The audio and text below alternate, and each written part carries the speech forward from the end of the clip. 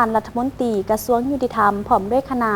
ได้ต้อนรับการเข้าเยี่ยมคำนับของบรรดาท่านเอกอัครราชทูตสาธารณรัฐประชาธิปไตยประชาชนลาวที่จะไปประจำการอยู่ต่างประเทศ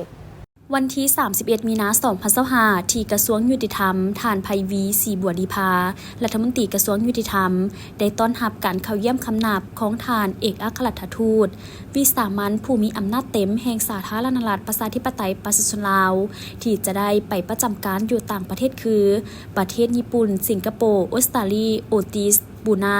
และสำนักงานผู้ต่างหน้าถาวรสาธารณรัฐประชาธิปไตยประชาชนลาวประจำอาเซียนในโอกาสการเข้าเยี่ยมคำนับของบรรดาท่านเอกอัครราชทูตครั้งนี้เป็นโอกาสที่ดีเพื่อขอทิศชี้นำเกี่ยวกับเวียกงานการร่วมมือสองฝ่ายและหลายฝ่ายระหว่างสาธารณรัฐประชาธิปไตยประชาชนลาวกับบรรดาองค์การจัดตั้งสากลและบรรดาประเทศที่เกี่ยวข้องโดยเฉพาะเวียกงานแขนงยุติธรรมซึ่งท่านรัฐมนตรีกระทรวงยุติธรรมก็ได้แสดงความขอบใจต่อการเยี่ยมคำนับของบรรดาท่านเอกอัครราชทูตพร้อมทั้งเสนอให้บรรดาท่านเอกอัครราชทูตเสนอขอการสนับสนุนและยกบทบาทแขนงการยุติธรรมต่อสากลเพื่อเสริมสร้างและสืบต่อขยายการร่วมมือกับบรรดาประเทศด้วยตอนท้ายท่านไพวี ศรีบัวลีภา